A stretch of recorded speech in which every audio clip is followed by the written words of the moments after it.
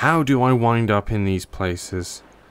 First I was stuck in a room with a load of magic puzzle boxes and a weird tentacle demon thing, and now I'm in a boat next to a spooky castle. It just never ever stops. Hello everybody, my name is James. This is the Eyes of Ara, which is a game that's just gone live on the App Store and you can download right now if you want to. I have already played about an hour of it, but I've hopped back to the beginning just to show you how it starts, because this is one of those puzzly games which could be a bit spoilery if I show you loads of the mid-game stuff. So, it has taken its inspiration, I think it's fair to say, from the Room series, in quite a, well, obvious way, frankly. So, here we go, we've got a lock here, I'm going to drag some keys. Oh, alright game. I've already done it, I know what I'm doing, it's fine.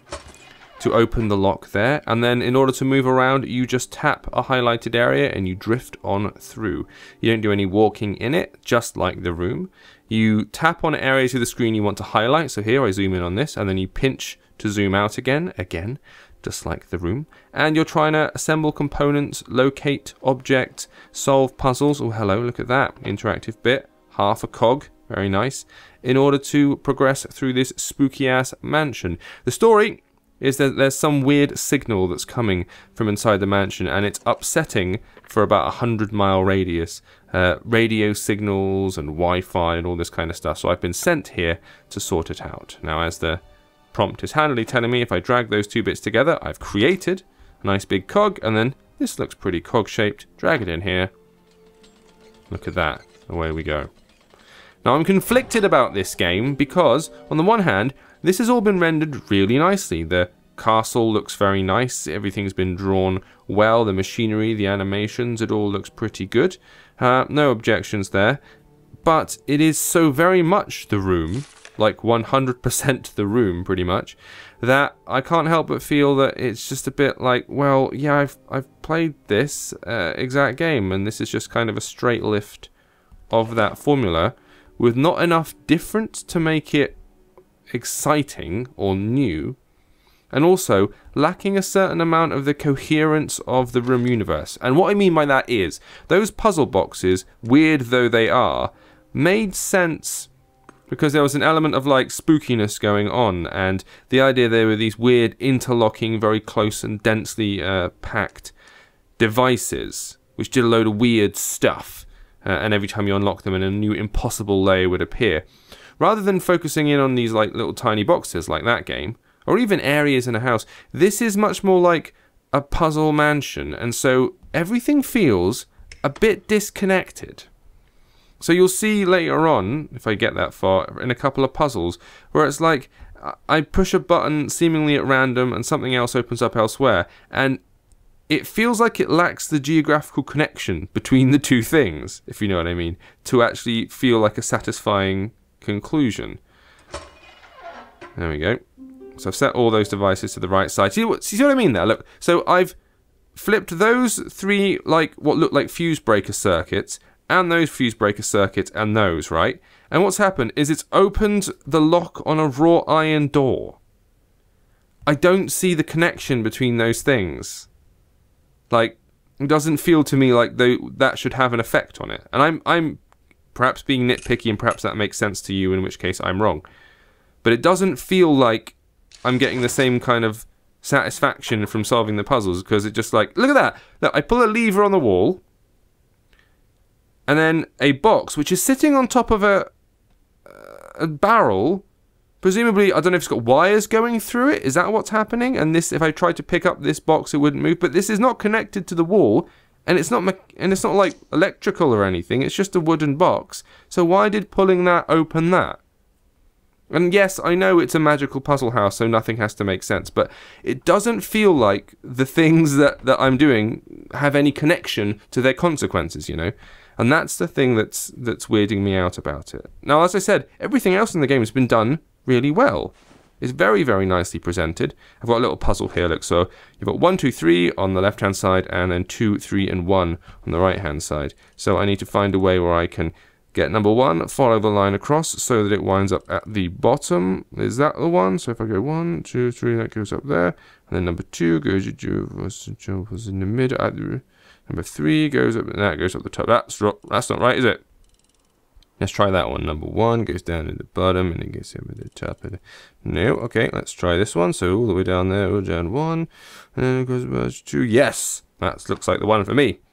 Pop that in there, give it a bang. We're in business. Audio feedback there, no visual. I would have thought you'd get a little or something, but the light comes on here.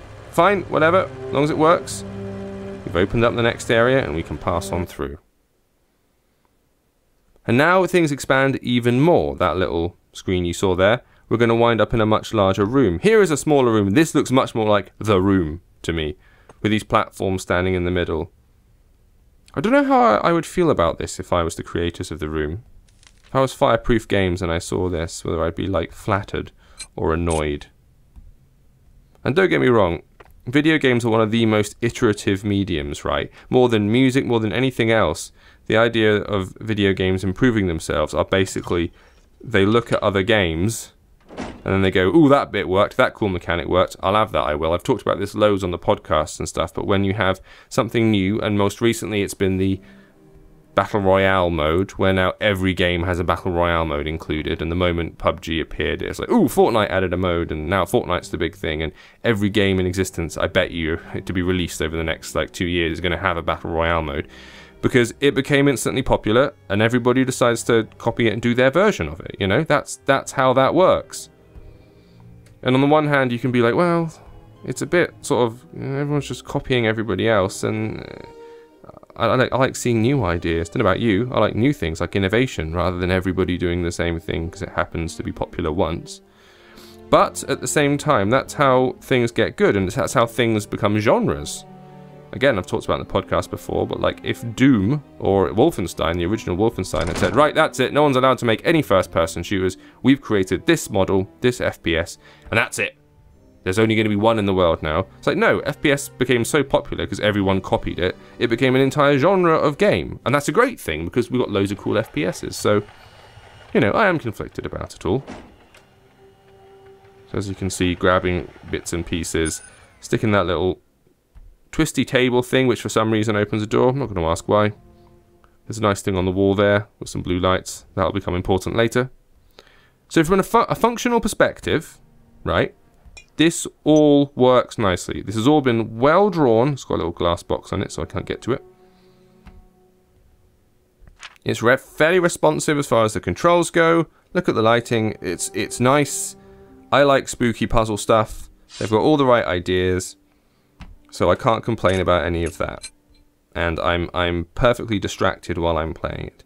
It feels a little bit, well, a lot less focused than The Room. It certainly feels a million times less original than The Room, of course. But is it broken? Is there anything wrong with it or anything like that? No. No. It's just more of the same. And if you, like, are mad for The Room, and you're annoyed that there isn't a room 5 or 6 or 7, you know, you've run out of a room to play, so to speak. Room to play, that's a... then this might well scratch your room itch for a little bit. If not, and you sort of just want to stick with the OG Room, and maybe you're not interested in this kind of genre in the first place, this sort of slow-paced puzzle box thing might not be for you. But either way, it's called the Eyes of Ara, something like that. And it is out right now on iPhone, iPad. I assume it's going to be coming to Android a little bit later. Oh my god, what's this? It's magic!